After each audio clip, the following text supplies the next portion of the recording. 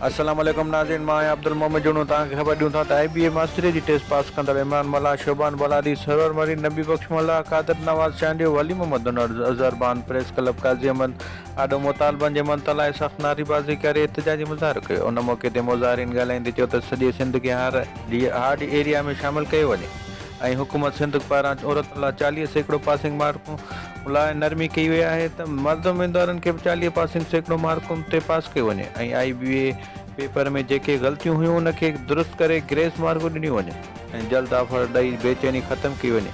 ॿी सूरत में सॼे सिंध में एतिजाजी मुज़ाहिरा करे धरना हंया वेंदा।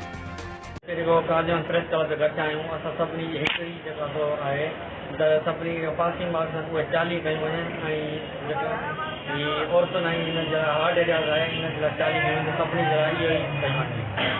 असांजो मुतालबो इहो आहे त जेको IBA जी जेके टेस्ट में चीज़ में जेकी ग़लतियूं आहिनि उन्हनि खे रिवाइज़ करे सेट कयो वञे।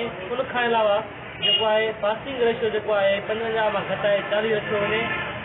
हींअर जेको हिननि कल फैसलो कयो आहे 45% ख़तमु कयो आहे ऐं जेको औरतुनि खे 40 ते पास कयो आहे त हिकु सिंध जेको आहे बिटो निज़ाम क़बूल आहे जेको आहे नौजवाननि खे सिंध जे शूर खे सभिनी खे 40 ते पास कयो आहे।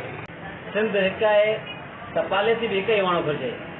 जेकर हेड मास्टरनि खे तव्हां पासिंग मार्क्स में 12 मार्कनि जी रायत ॾेई सघो था ऐं गर्ल्स खे बि तव्हां 15 मार्कनि जी रायत ॾेई सघो था त बॉइज़ हिकिड़ो ॾोह कयो।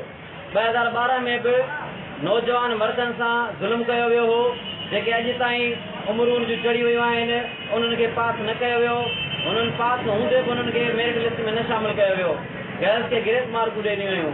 हिन वक़्तु बि गर्ल्स खे 15 मार्क जी रायत ॾिनी वई आहे। अहिड़े तरीक़े सां असां बॉइज़ खे 15 मार्क जी रायत ॾिनी वञे त जीअं मुकमल भर्ती थी सघनि। सालके काज़ी में JSC जूं 148 सीटूं आहिनि। जेकर 45% तव्हां पॉलिसी घटायो था तॾहिं बि वञी 40 सीटूं फुल थियंदियूं, बक़ाया 100 सीटूं ख़ाली रहंदियूं।